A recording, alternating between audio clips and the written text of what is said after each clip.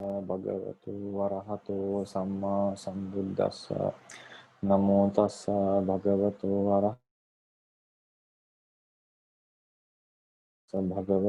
Arahato Samma Sambuddhassa.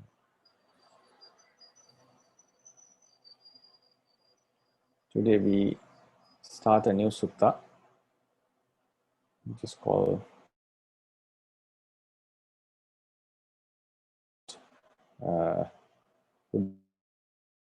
children, young boys, to abstain from killing, to abstain killing. So the gatha in this sutta can also be found in this is the sutta. The gatha of this sutta, so Sukhakamani Bhutani Yodandena Vihinsati, we can also find in Dhammapada. And the story also we can find in Dhammapada commentary.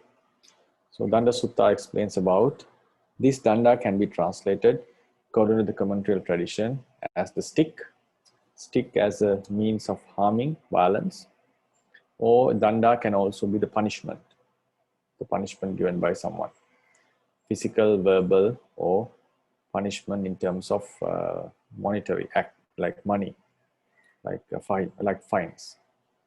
So it's a very short sutta. We'll try to do the gatha also. Gatha is also very, very simple grammar. And if we have time, we can proceed to the Sakkara Sutta. So who is going to translate? Is there any volunteer? Or shall we try someone who didn't translate? Is it possible, Sister Kemavati, to translate? Yes, Bhante. Okay, sorry. Evam me suttam ekam samayam bhagava savathiyam vihati chetavane anathabindikasa arame. Once the Blessed One was residing in Chetavana monastery of Anathabindika. Near Savatthi, right? Near Savatthi. Near Savatthi. Sambahula Kumaraka Antaraja Savathim Antaraja Chetavanam Ahim Dandena Hananti. At that time, many young boys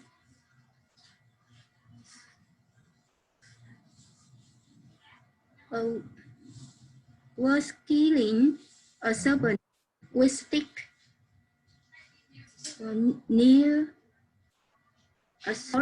between.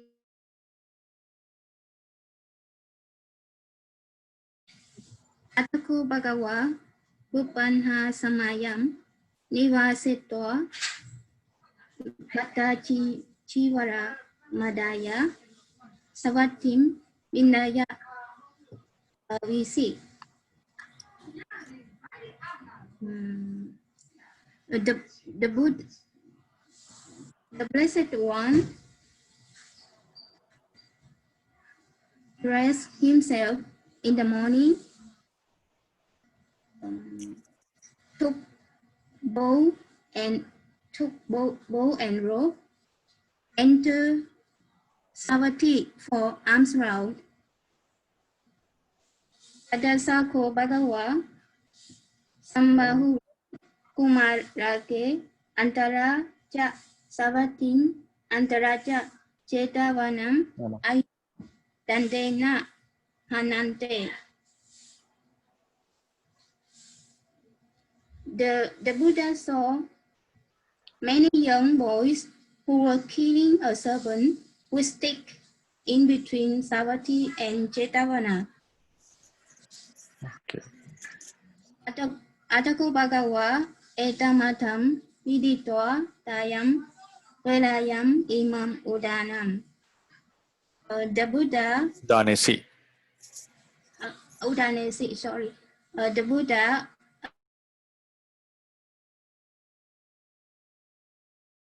at that time. Sadhu.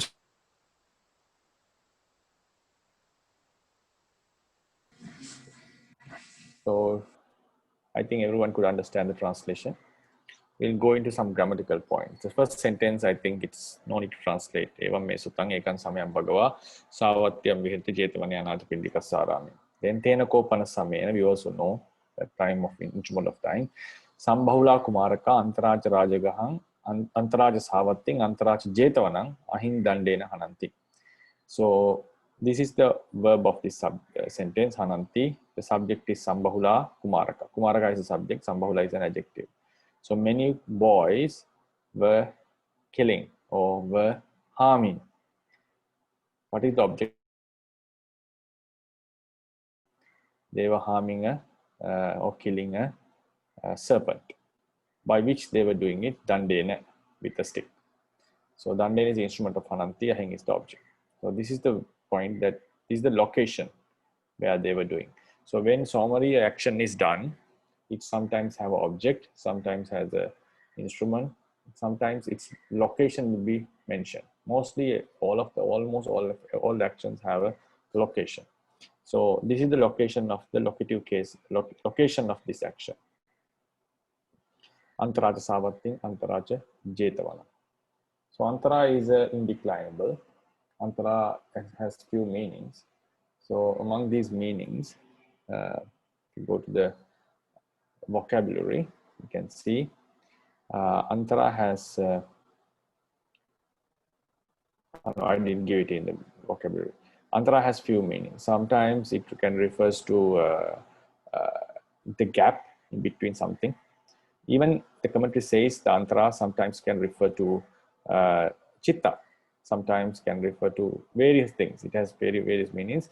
If you are interested, you can read the commentary on this sutta. It has given some meanings of this word antara. In this case, we are taking it as the word is given as the gap, vivare.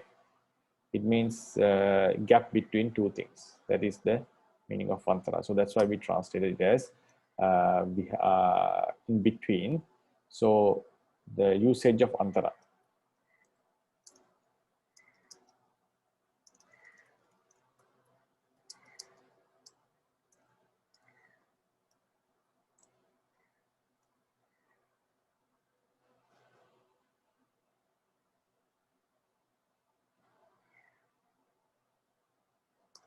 Usage of antara.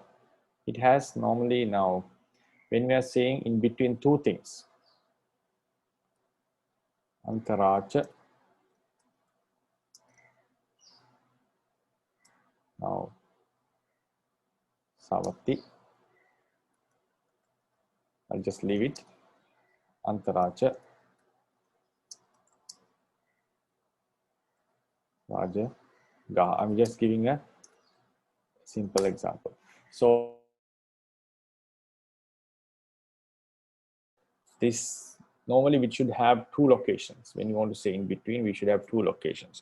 So the gap between these two should be written in genitive case. Antaraja savatya, antaraja rajagahasa. This is the normal meaning. So normally it should be written in genitive case, both the places which are the farmost locations, which is the two corners of the space. So this should be genitive case. But grammatically, what happens? This genitive changes into accusative. Antaraja savatting, and it changes into accusative. Antaraja raja gaha. This is how normally it is found. But if you say savatya antara or rajagahasa antara, grammatically, it won't be a problem. So this is a change of the case. So in usage of antara, what we say is genitive changes into accusative. The common is the normal usage. This is what we use. Now, the commentary explains that the grammarians, I used to say, with the, now here you can see two antaras are used, antara and antara. So like in English, sometimes the grammarians wants to use a one single antara. So in that case, they would say antara savatting tincha. So this is nigahita is changed into nya, right? Savatting cha raja gahancha. So for example, antaracha savatting, antaracha raja gahang, ahing, or antaracha raja gahang, antaracha savatting, davati. He runs in between these two. For example, this is the in between these two, he runs. So this is just an action.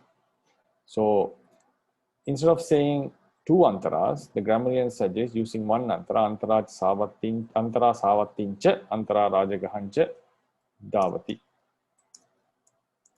This commentary has given a different explanation. This is an example, antara gamancha nadincha gachati. Similar. So this is also grammatically correct, but according to the text we find in the Tipitaka, we find this kind of a usage. So when we come to Pali grammar, sometimes there is a grammar which is apart from the Pali literature. Pali literature, what I mean is the text and our Theravada tradition. So that's why in Saddhaniti, sometimes the teacher explains, this is what the grammarians say, and this is what the Sasanikas say. So sometimes that grammarians can be Sanskrit grammarians, and some can be even Pali grammarians. So this is a very good example. So they suggest that some Pali grammarians say that we can use one antara instead of two. I'm not sure whether this example is found in Tipitaka, this type of construction, because if there were, surely the commentators would have given it. So what we commonly find is this second one, which I have bold colored. So this is with two usages of antara. Instead of the genitive case, it changes into accusative case. So some grammarians suggest that instead of using two antaras, we use the one antara and bring the cha after the two nouns, which are the foremost locations in that gap. So what we have to keep in mind with the usage of antara, this is not the only usage of antara. Antara has very, very different meanings. You can see this word antara in suttas in various meanings. For that, we have to go and find out the commentary, what is its exact meaning. So when we are using it in the gap between two things to denote the in-between idea, the genitive case of the noun is changed into accusative case. This is how the grammarians explain it. If you have any questions.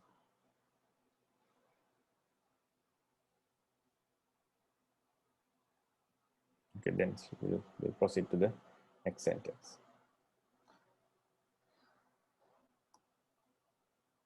So in the next sentence, so they were killing or harming the serpent. Atako Bhagava Pubbanna Samaya Nivasetta Patta Chivara Madaya Savattim Pindaya Pavisi. So Buddha, having weared the robe and having taken the outer robe, we entered into Savatti for the sake of Pindaya. This is dative of purpose. So then the Blessed One, Atako Bhagava Pubbanna Samaya, in the morning. Pubbanna Samaya is accusative of time. Nivasitva is a gerund form, right? It's a gerund form. So Pubbanna Samaya Nivasitva. Then Patta Chivara Madaya. So Madaya is also, even though it's a Sandhi form, you can find it. Patta Chivara Rang Adaya. So this is the gerund form, right? We can find it here also. So this gerund form, the object, then we have he entered into Savatti. Pavisi is the verb. So this sentence, in this sentence, we can see Pubbanna Samayan is the accusative time, accusative of time. Then Adaya is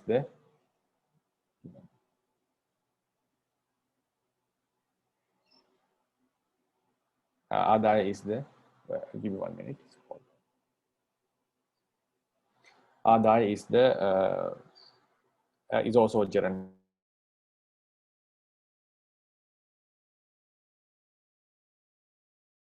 wearing the underrobe. Then Adaya refers to the having taken the Patta and Chivara, means ball and the robes. Then he entered Savatthi for Pindapata. So in this case, now, because last time Dr. Ryan also asked this question.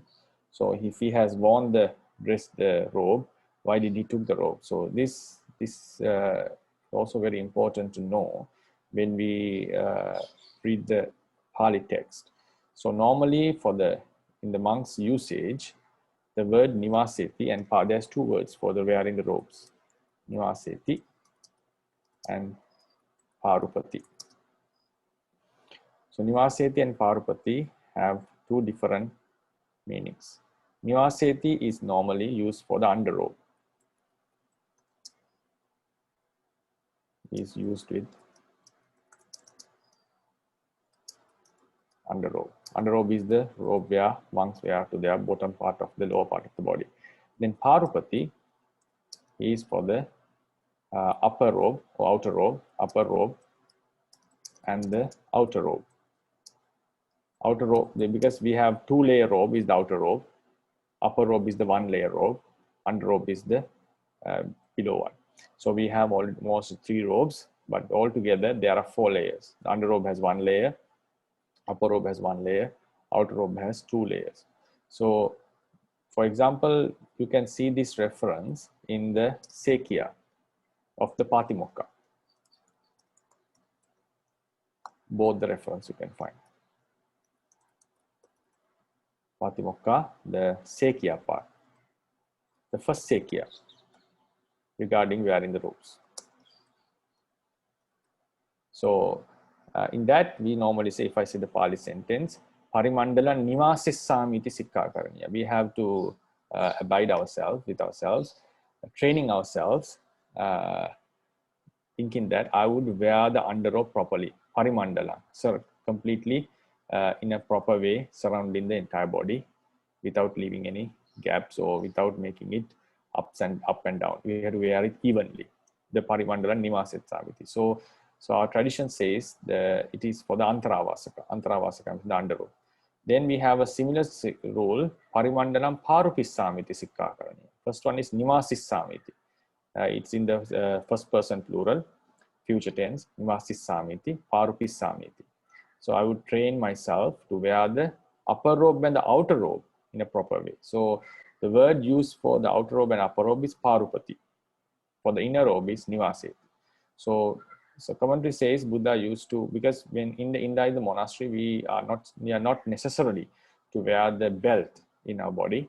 So but when we go out, it's a must. We go out without wearing the belt, so it's an offense. So and also at the same time, sometimes the robe can be loose when we are inside the monastery, so we have to tighten it. So we have to arrange the underrobe properly again and tighten it with the belt. So nivasetta means we wear it with making it tighten and not loose. And then in those days, when they were in the forest monasteries, we can take the robe, even the upper robe and outer robe, we can carry it on our body without properly wearing, just casually putting it on our body till we go to the edge of the village. At that place, we wear the robe. So that's why normally in those days, monks used to carry a bag for the slippers, because unless a monk has a sickness, we are not supposed to wear slippers in the village. So, but in the monastery, we are supposed to wear. So monks used to wear the slippers in the first phase. We wear the slippers, we wear the robes casually. Sometimes if the sun is too hot, the outer robe and the upper robe is kept as a shade on our head. So then when we come to the edge of the village, the monks are supposed to take the slippers and put it into the bag, and then cover the robe in a full robe wearing, covering the both shoulders. And those days, when monks are going for Pindapata, according to the teachings, we are supposed to wear all the three robes, like upper robe and outer robe should be kept together and then wear it. So that's how the Pindapata, the activity of Pindapata should be done. In some monasteries still, some Mahatheras still do this. But it's not a rule, it's not a must. That is one kind of a practice that is recommended by the Buddha, because we are supposed to wear all the three robes when we go into the village, maybe it's for the sake of the safety of the robe. In those days, when you keep it in the forest and go, it's very safe, it's with you. And in case we have to leave somewhere, we can just leave without coming back unless you have some requisites. So maybe because of these reasons, we are supposed to wear all the 3 robes when we go in the path. So the robes that he took were the upper robe and the outer robe. So then, any questions on this? Bhante? Yes. Oh, sorry, I have a question about the Andara. Antara, okay. Yes. Antara. Okay. Yes. In the Juravagabani Vinaya, so I found that there's only one Andara. You see, the sentence is Imang Nigodam Andara Satinang Karitawa Adigamami.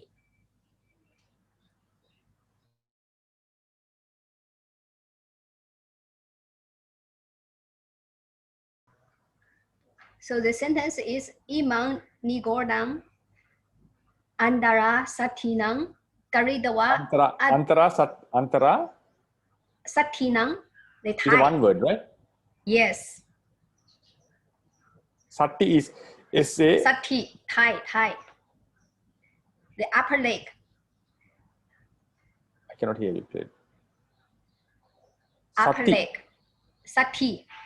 S-A. S-A-T-T-H-I. Dot T-T, right? Without dot. Antara Sati. Oh, Sati. it doesn't appear. Sati. So Satinang. Karidawa Adigamami. Atikkamami. Okay.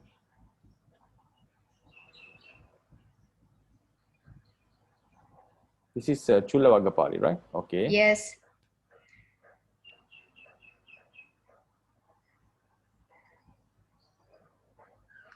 So I will send this to the Viber group.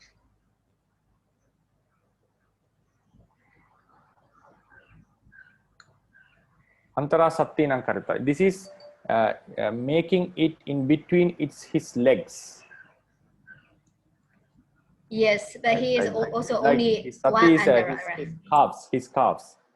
Yeah, thank you. Yeah, this is thank you very much. Yes, this shows both the legs, right? Both the calves, not calves. Yes. Thighs. Thigh. Yeah, thighs. So yes, thank you very much. This also, so like I'll write in my handout. So Mang Nigrodang Antara Sattinam Karitva Atikkamam. He goes, I think the elephant used to, the small elephant, they wanted to check who is older, this elephant and the bird. So he used to go above this, he goes to, because the plant was very small. So he used to go beyond the plant, means go over the plant, having made, Nigroda is the plant, the small plant at that time. Antara Nigroda, this banyan tree. Antara Sattinang Karitva, making it between my thighs. Antara Sattina, between. Sattinang is thigh. Karitva, having make it in between the thighs, I go beyond it. So it's also a usage that we find one Antara as Sally mentioned. Thank you very much. So if you go to the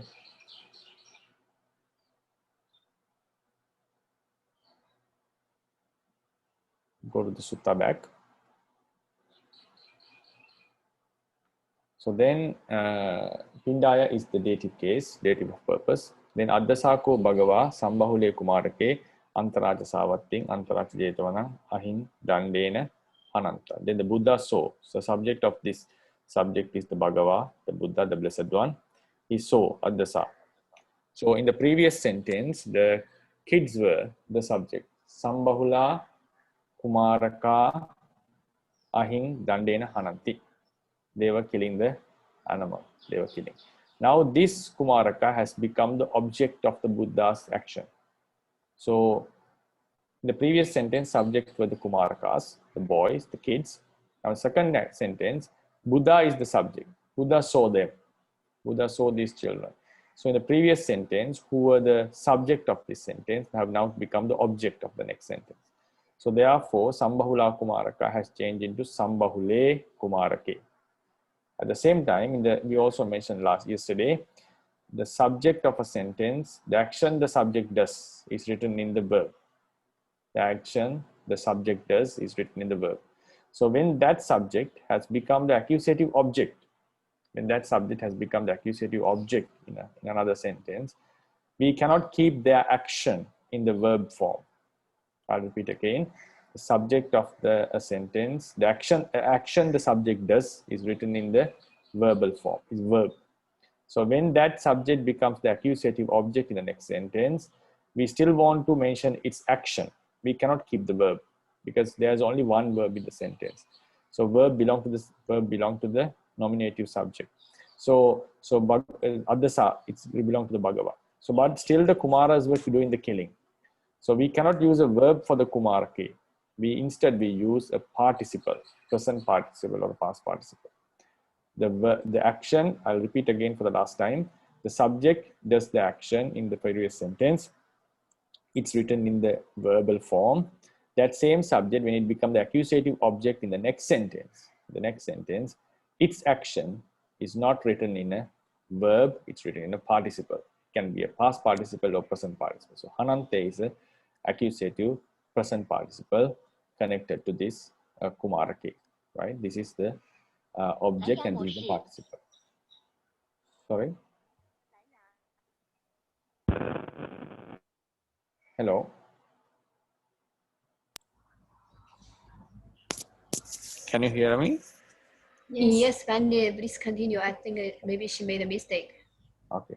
So now, with regard to the participle, yeah, so Dr. Ryan also asked some questions yesterday, and I also checked on this matter with my friend, and because we discussed yesterday about, it's a very subtle point that he asked, the function of present participle.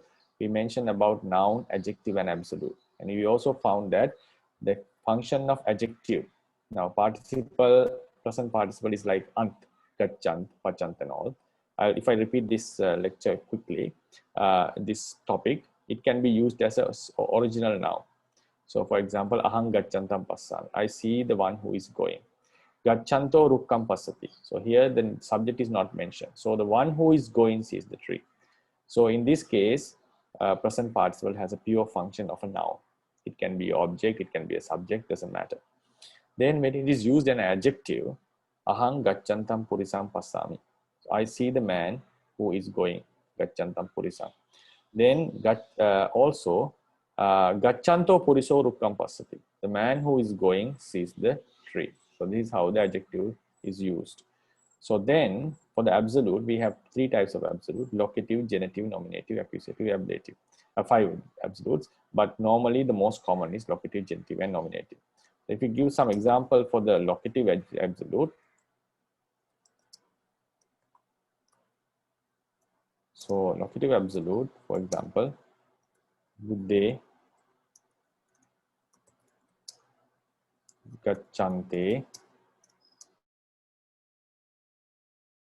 tittami. Agacchante is better, right? When the Buddha was coming, I stand. That's normal. When a respected person comes, we normally stand from the seat, right? So this can also be written in the genitive case.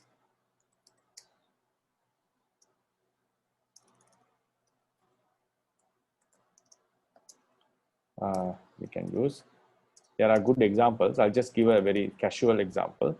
Otherwise, there are good examples, Achirapakantassa Bhagavatu and all this. So we can just, to understand the structure, Buddhassa agacchantassa.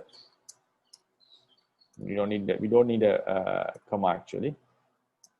Ahang tittami, the same meaning.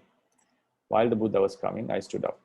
So in these both locative and genitive absolutes, because absolute means we do one action is explained by another action. Right? One action is explained by another action. That is called bhava lakkana.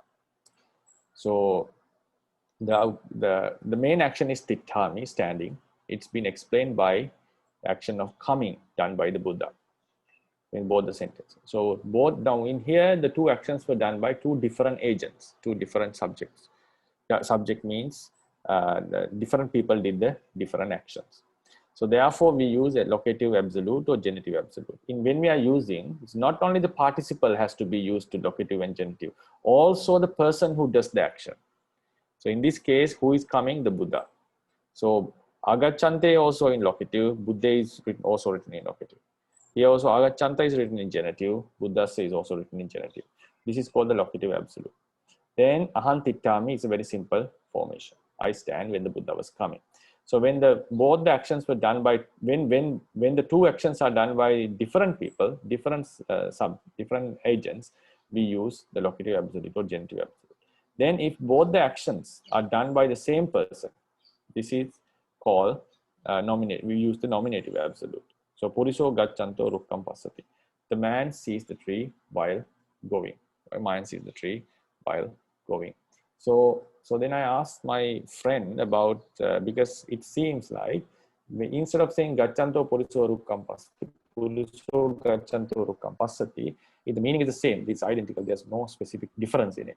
So then I asked why do we differentiate it? So he mentioned me in Myanmar tradition, if it's like it depends on the person's intention. He said it's not an very accurate rule, but when we read the sentence, if we feel like this is referring to the person who is going sees the tree, we name it as an adjective.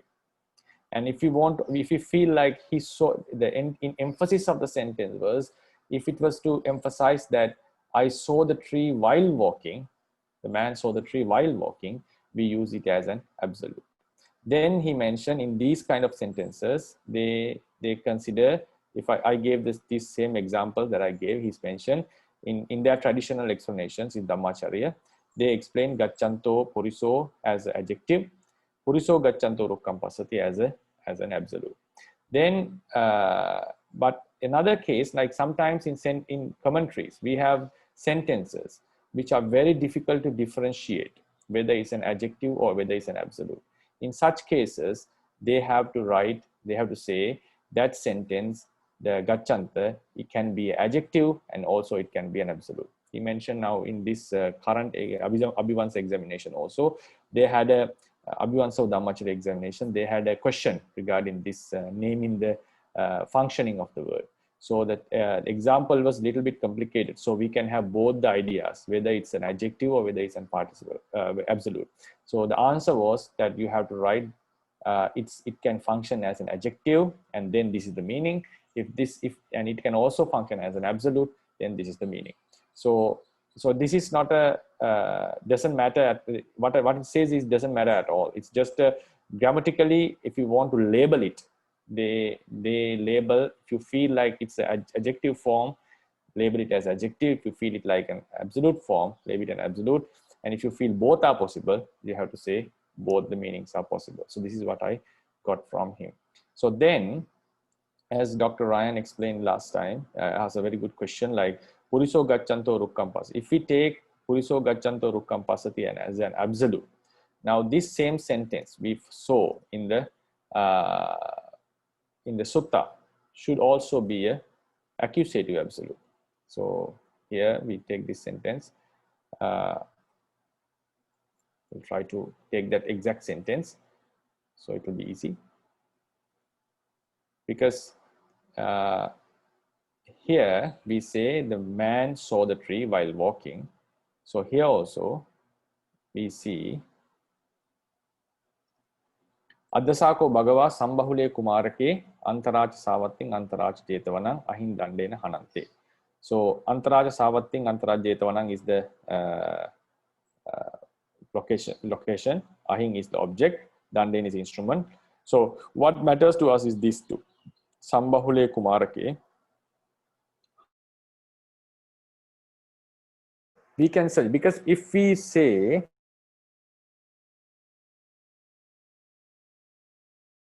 tree while going, right? So this also say the Buddha saw the children while they were killing.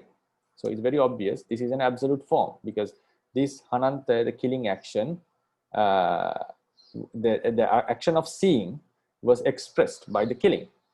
Because in this previous example, which I gave as number 3, Tittami, my standing, is explained by the Buddha's coming. So, and also my in the nominative absolute, my seeing, the person seeing, is explained by the person's going, action of going. So here also Buddha's seeing is explained by the action done by the killing done by the children. So it seems like an absolute. But so then about when I asked this question from my friend, he explained for the Dhammacharya,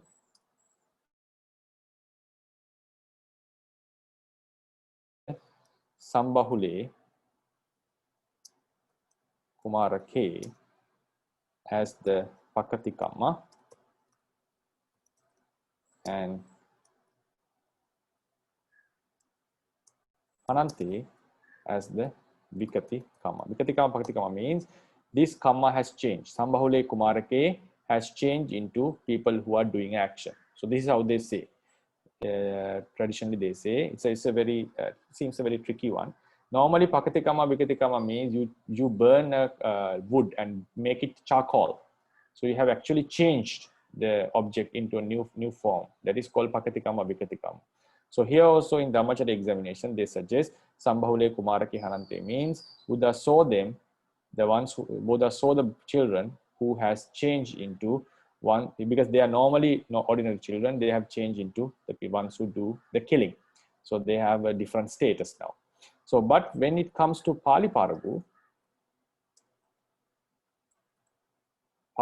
examination, he suggests that this kind of explanation is now Addasako Bhagava. This same, if we take this same example, so this same example, in this same example, they would explain it,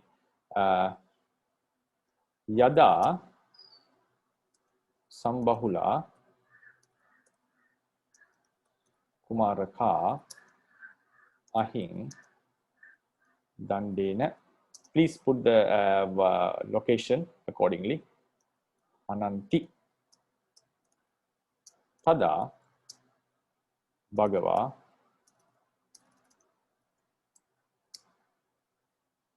Te Sambahule, Sambahule is them,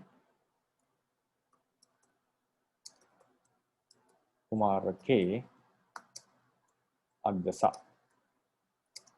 So this is how in Pāļi Paragu they give the explanation.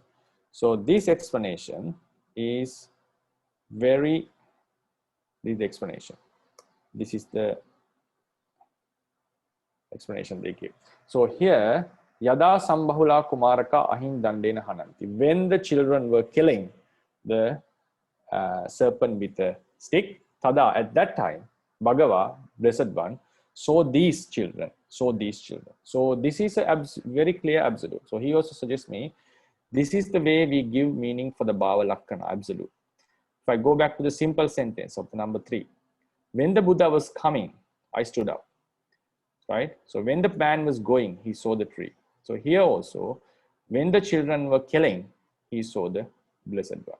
So in the Pāļi Paragu, but still traditionally, they don't say it a Bhava Lakkana of accusative. I don't know why they don't do it, but the meaning is given like an absolute. So therefore, even so, because it's very clear now in the examination, they are supposed to write like, so even we stick to the tradition, still it is not a fault that if we say this Sambahule Kumarake, Addasako Bhagava Sambahule Kumarake, Ahindandena Hanante is an accusative absolute. It's not wrong, because even in their examinations, they write it they give the explanation in the absolute meaning. So what we come into conclusion with this is, so regarding the adjective and the absolute. Now, present participle has the adjectival function. We have absolute function. They traditionally we differentiate as an adjective and as an absolute, but their meaning is the identical. So therefore, in some sentences, if it is very clear to the person, they would call it an adjective. And if it is clear as an absolute, they would name it as an absolute. But if both the meanings are possible, they give both the meaning. It suggests that there is no such a black and white difference in it. Then with regard to the absolutes, we have locative, genitive, nominative absolutes. And so it shows that absolute is one action is explained by another action. So when we come to the object, the person, one person sees another person doing some action. So in this sense also, we see an absolute meaning. So even if you name it as accusative absolute, I would say it's still according to the essence. So it depends upon us how we interpret it. Yeah, if you have any questions on this. Okay, thank you so much for taking time. And can I ask? Yeah, yes, Dr. Ryan. You're welcome. Yes, it gave me also had a lot of insights because of that question, and it became very clear. And thank you for your question also. Thank you. Okay, so yes, Sister Damika. Yeah, I have two questions actually. Yeah. First about the three robes. Second is here. Okay, the three robes one first. I got to know that Venerable Mahakassapa only used three robes. Then Yes. I asked one Sally, Manuel, if only three robes after taking bath, then he had no clean robe to change. That Sally also not sure, but Okay, about how he managed it, right? Hello. Can you hear me?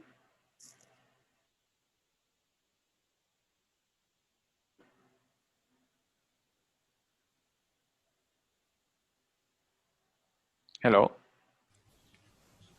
We can hear your sound, Bhante. Okay. How about Sister Damika who asked the question? Can she hear me? It seems she's lost Bhante. So we have to wait. Maybe the connection is broken, Bhante. Okay. Bhante, while waiting, may I ask a quick Sure. question, Bhante, about the Pakati Karma and Vikati Karma, Bhante? Right. What is the literal meaning of the Pakati and Vikati, Bhante? Because actually, Pakati is original. Pakati is original. Vikati is changed. Changed, Bhante. Yeah.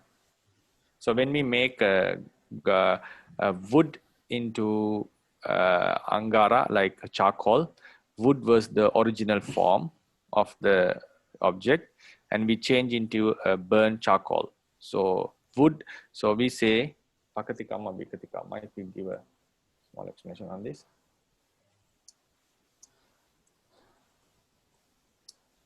And Vikati Karma. So Puriso, Darung, Khattang. Khattang is firewood. Angarang Karoti. Angara is like charcoal burn. So when you burn something, it becomes charcoal. So Khattang, so originally it was Khattang. It was firewood. So this is a Pakati Karma.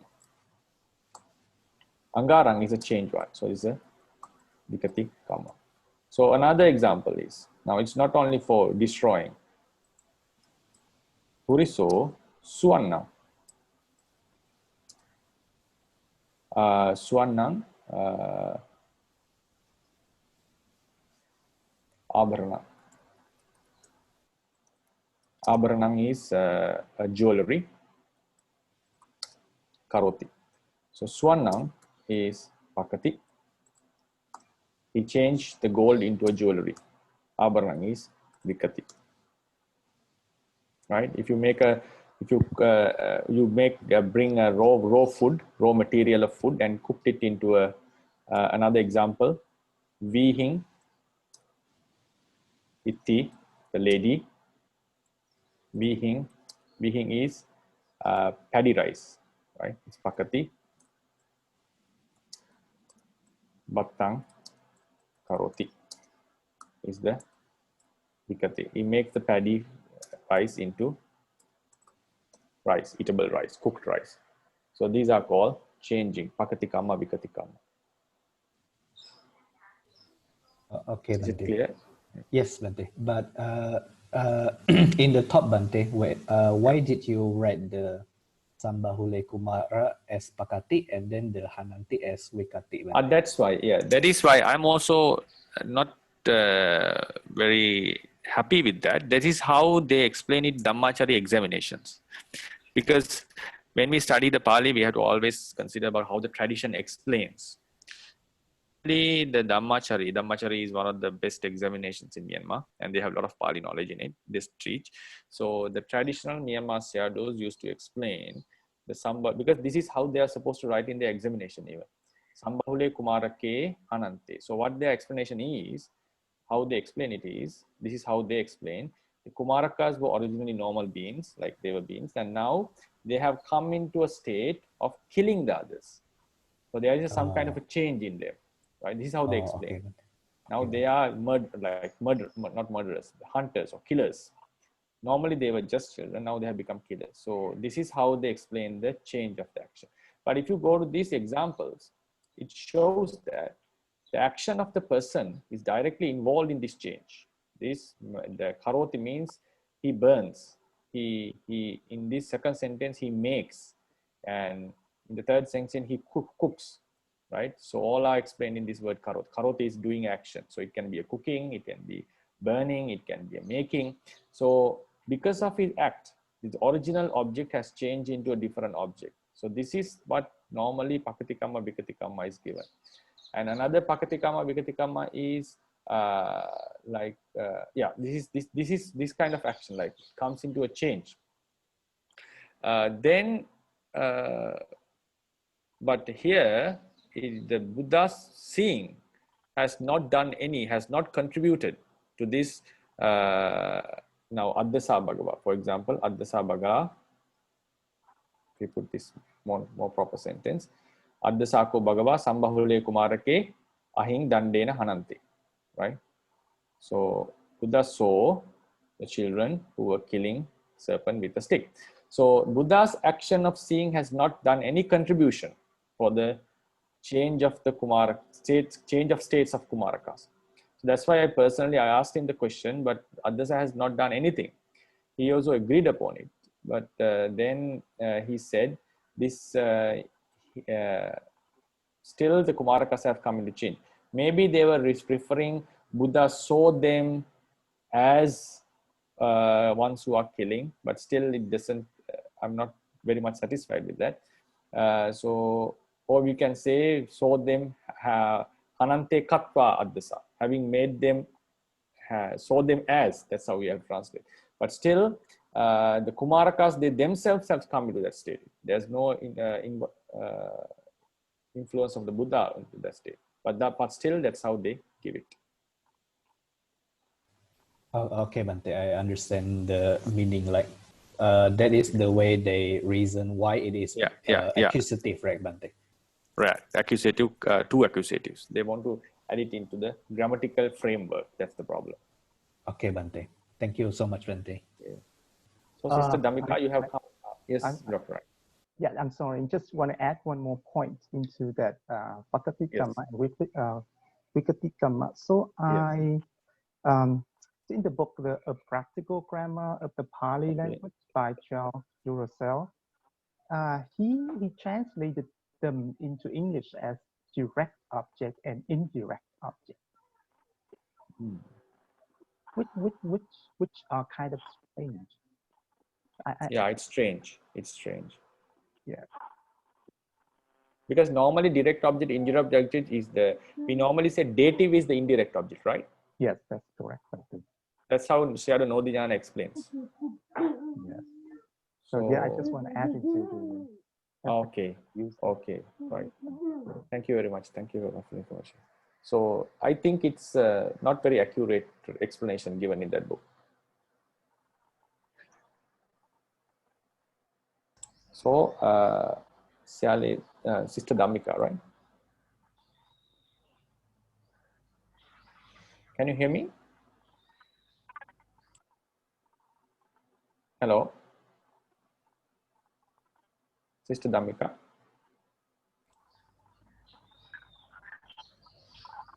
So maybe her microphone has some problem or something, I don't know. Maybe she can hear. I'll just explain it, right? Because she can listen to it later. Okay. So she asked the question, when they are using 3 robes, how can they manage it with taking bath and all this? So it's mentioned in, it's normally done in our traditions as a practice. Hello? Yeah. I can hear. So normally when the 3 robes are used, as you said, there is no extra robes. So how can they, after taking bath, and how they use it? So the explanation goes like, when we are not, a person who is practicing the 3 robes are not supposed to wash the 3 robes altogether, right? So they can wash normally 1 robe at a time. It's better to wash 1 robe.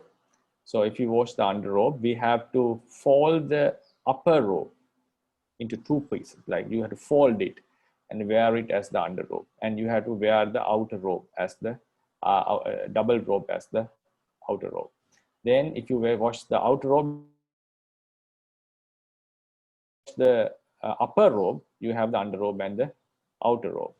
But the problem comes when you wash the underrobe, because the upper robe is, and upper robe and outer robe are very big. So in that case, we fold it into 2 and wear it as the wear as the underrobe. But instructions are given: don't wear the outer robe. Outer robe is the double robe, sangati. Don't wear the sangati like the inner robe, like the underrobe. It's because it can get dirt, and it's very difficult to get an outer robe in those days. So this is how we would use that. If we don't use, you cannot use all 3 together. Oh, thank you, Bhante. Right. Then I want to ask, is the sentence with absolute and another verb? So the verb is always the main verb, and the absolute is like the not so important part. Am I correct? Always the main verb is the main part, but not, if you say not so important, I would not say like that. It's like, it's a subordinate clause. It explains the main verb. Wow. Yeah. Like that, yes. You mean like that, yes. That's correct. Yeah, thank you. Subordinate. Okay. So Bhante? Yeah. Regarding the Bhagavad Gita, because I also discussed with other CROs and monks yesterday. So they told me a simple way. So the Bhagavad we have to consider as a cause. Vigati as Vikati as the result, is it? Yes, Vigati as an effect. This is the one part. And the second part is regarding the absolute and the Visheshana, the adjectives. So it depends how we are going to translate. Normally we say the Visheshana is before the nama, right? Before the noun. So, but sometimes the Visheshana also come after the noun form. Yes. And actually the absolute, the present participle is belong to part of the, belong to the Visheshana part. That's why they said it depends how we are going to analyze that sentence. But yes, normally the participles come after the noun, not before the noun. Generally. Yes. Yeah, yes. That's what they told me about that. Okay, thank you. Yeah, that's how they explain it. Thank you. So shall we proceed? So we have some, it's already 9:19. What do you think? We do the sentence, or we just conclude the class?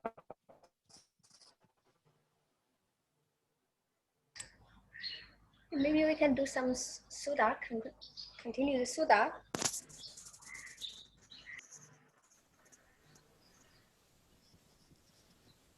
If Bhante have time, maybe we can go to the Gatha. If it not affect Bhante's lunchtime. Finish the go to the. Yeah. No. I will just finish the sutta. Then it's because last time also we couldn't do much. So we'll go to the Gatha and finish it. Will it affect Bhante's last time? No. Sukha kamani bhutani yodan labate sukha. Then the second Gatha, Sukha kamani bhutani yodandena nahinsati attano sukha mesano pechaso labate sukha. So how to understand the meaning of the Gatha? Then so we have to add, here we have yo. So if a word is added, I have put it within brackets, or if there it is something special, I would explain it in there. So this word order has to change. Yo sukhakamani bhutani dandena vihinsati. Who? So sukhakamani is the adjective of bhutani. Dandena or kills. The object of vihinsati is bhutani, the living beings. So adjective of living beings is sukhakamani. Sukhakamani is who are desirous of happiness. Sukhang kameti. Sukhakamani. So ones who are in search of desirous of happiness. So all beings have a desire for the happiness. So who harms the living beings who are desirous for happiness with a stick? Dandena. Right? Dandena with a stick. So here the tradition explains it as a desana mattang. Desana mattang means, let's take a little bit of time for that. Desana mattang is just for the sake of preaching, right? Desana mattang. Desana mattang means it's for the because when we are supposed to say, if there are a list of things, we can kill someone with a stick, we can kill someone with a stone, we can kill someone with a weapon, but in such an explanation like a Gatha or a Sutta, we cannot just give all the details. So Desanamatta means just giving one out of something. So it's like for the sake of easiness in preaching, instead of saying all, we would say stick, but we have to understand it as there is stones, there are weapons, whatever the things that are used to killing. Then another explanation is yo dandena vihinsati. Sometimes danda is equal to punishment. Danda is equal to punishment. The commentary gives the meanings of as a danda. There are three types of punishments. That is kaya danda, vachi danda. Vachi danda is accusing very badly, right? Verbal punishment, like insulting or putting his mind low, making him or her depressed, or these things, vachi danda. Then sarira danda. Sarira danda is the punishment given, physical punishment. Then we have dana danda. Dana danda is a fine. It's a punishment given with money or some valuable thing. So like you have to pay this much and this much. So what the Buddha wants to say is, if someone harms others in terms of whatever, sorry, I will go to the lecture notes. In terms of whatever mode of punishment, so this is what he mentions as Sukhakamani Bhutani Yodandena Vihinsati. One who harms the others in terms of whatever punishment. Then that same person, so this yo is connected to so, right? So pecha sukhang nalabate. Nalabate is equal to labati. You can refer in the Pāļi Medisi. T has T anti sita mima, change it into te ante se evhe e emhe. There are two types of declinations for the present tense. So then, labati and labate are same. Please refer to these lessons given in Pāļi Medisi. Pecha is explained in the commentary in the next slide. But pecha is normally a gerund, right? So I have given the translation, having died and been born in the following life. So in the next life. So when you say in the next life, it refers to having died and born in the next life. So Pecha Sukang Nalabati, having born in the next life, in the following life or in the following lives, Sukang Nalabati, he doesn't obtain happiness. He doesn't know who kills living beings with any of the punishments or harms others with any of punishment. He doesn't find happiness in the next life or the following life. So what kind of a person? Attano Sukang Esano So. So the one who is in search of happiness, right? So Attano Sukang Esano So. He who is in search of happiness doesn't obtain happiness. So we also can say, so Attano Sukang Esano Pecha Sukang Nalabati. He doesn't find happiness while searching food in the next life. Bliss in the next life, not food, bliss in the next life. So it is also a possible explanation. But here, when we read the commentary has explained it. The one who is in search of happiness in the next life, in the search of happiness, doesn't get in the following life. Maybe you will get it in this life by killing others, but not surely not in the following life. So that's what he wants to emphasize. But if in this life, sometimes we may get happiness by killing others, harming others, but for surely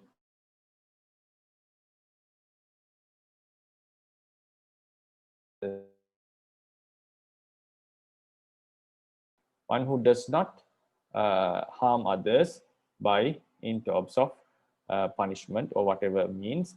Attono Sukang Esano So, he who finds, he who is in search of happiness. Esano is esati. Esati is gavesati, search of happiness. Attano Sukam means his own happiness.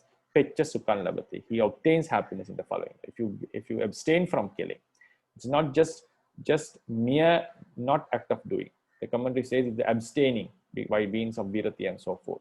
For example, if we want to accumulate kusala by not killing, we have to determine ourselves and we have to consider that killing is not good and we abstain from it. Just mere not doing is not considered as an kusala. That's why cow doesn't harm others, but cow doesn't accumulate the kusala karma of not killing. He's just living normally. Kusala sila means you have to suppress the defilement, knowing that it's not a good act. So you abstain from that killing. That is called the kusala sila. So because just mere not doing is like when we are stealing, even one is not killing. So mind has only one mind affairs at one time. So when we are doing something else, we are not doing another act. So when we are stealing, one cannot say you have abstained from killing. It's that he's doing stealing. Abstaining from killing means he has to make a determination, or he has to make an effort to not to do that act. Maybe considering about the akusala or the inappropriateness because of a custom or whatever, he doesn't do that. So then another point that I want to emphasize, if you look into the sentence, you find yo sukakamani bhutani dandena vihinsati, who harms the other beings who are in search of happiness. So attano sukang esano, so he who is in search of happiness, pecha sukang nalabate, doesn't obtain happiness in the next life. So this sentence shows that vihinsati is you kill the beings in this very life. So he doesn't obtain happiness in the future lives. So this labate actually should be labisate.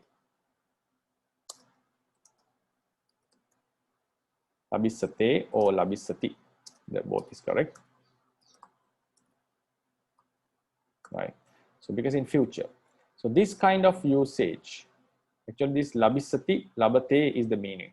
So this usage, because is called avassam bhavi. Avassam bhavi means now if in future if something is surely going to happen.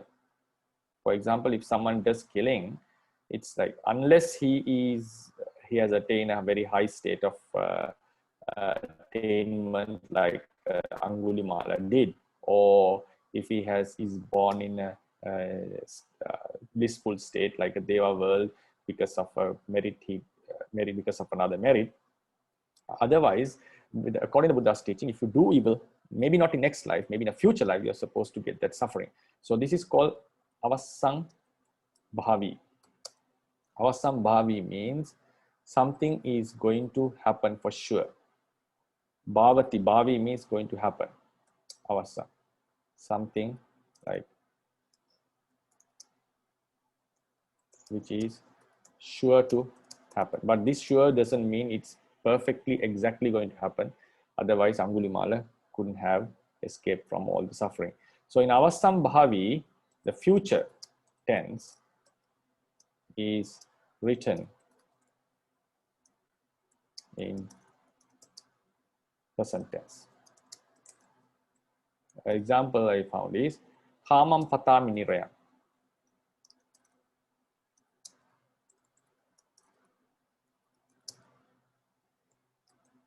Nirayang. Kamang means indeed, for sure. Patami means fall. Nirayang is here, it doesn't mean the hell. Here is a charcoal pit. You can find this in the Kadirangara Jataka. I'll give you the reference. Saying Uddapado Avangsiro. So the Kadirangara Jataka.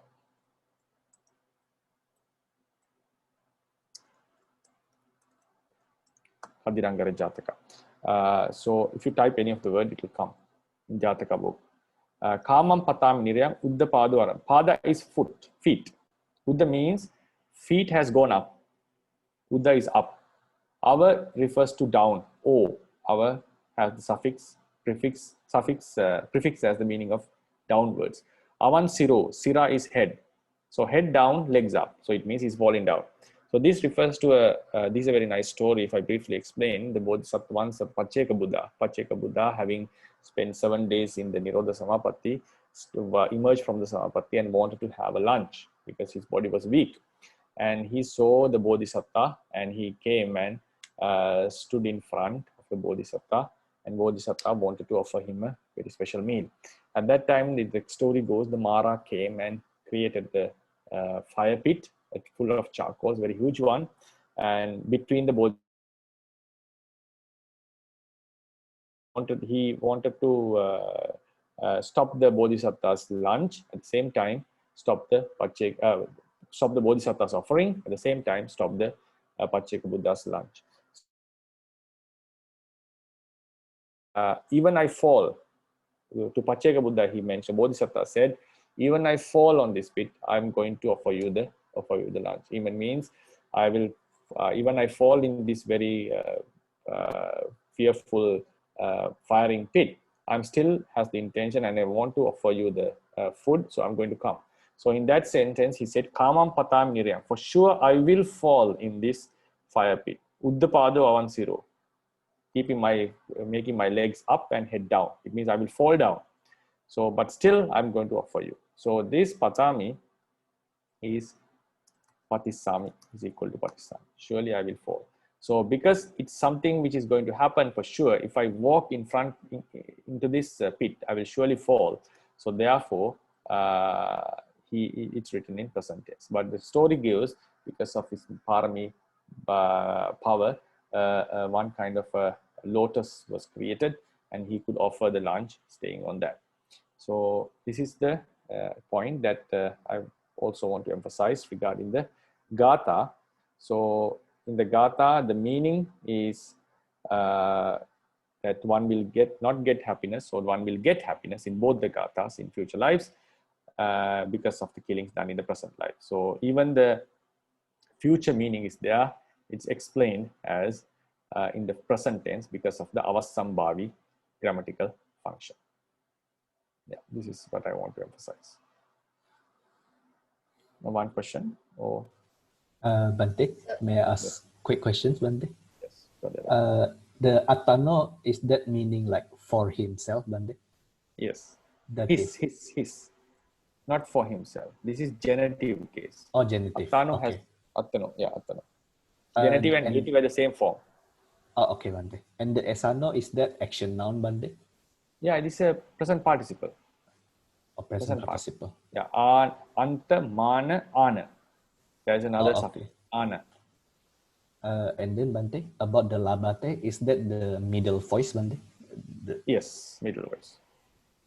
Middle voice. So, Grammatic in Western grammarians would explain it as a middle voice. Yes. Oh, so is the middle voice all have the same meaning? And yes, in the previous times, it was the middle voice was used to the passive voice, and first, like the other one was for the active voice. This is how the some teachers explain. But later on, by the time of the Buddha, this distinction has gone out. So you can find labate, labati, all in the same meaning. Okay, In passive voice, active voice, all the time. So all the middle voice has the future meaning, Bhante? Is that like that? No. What I mean is the present tense, if it is something is going to surely happen, now it's going to happen in future. If that future incident is sure to go to happen, we, instead of using the future tense, we use the present tense. Okay. Now, for a future incident is going to happen, if that is for sure, instead of using the future, we use the present tense. Okay, Bhante. It's nothing regarding the middle tense. Okay. It's the future to present. Yeah. So Bhante, so like this type of change, so in traditional grammar we call it kala vipanasa. Yes, kala vipanasa. Yes, change Yeah, of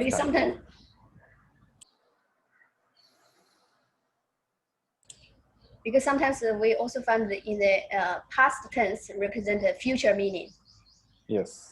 Like in the Anika Jadi Sangsara part, the verb is past, but actually represent the future meaning. Yes, that's true. Philologically, they would say it's a future form. Traditionally, we say it's a past tense used in the future. Sorry, future tense used in the past. Sorry, future tense used in the past. Traditionally, philologically, they say it's actual past tense form. Yeah, you are correct. It's like kala vipallasa we call. Aneka jati sansara. Sanda vissam, right? Sanda vissam form. It's a future form used in the past meaning. So, shall we call it a day then? Okay, thank you, Bhante. Okay. Thank you so much, Bhante. Sadhu. Wish you all the best. Thank you, Bhante. Sadhu. Sadhu. Sadhu.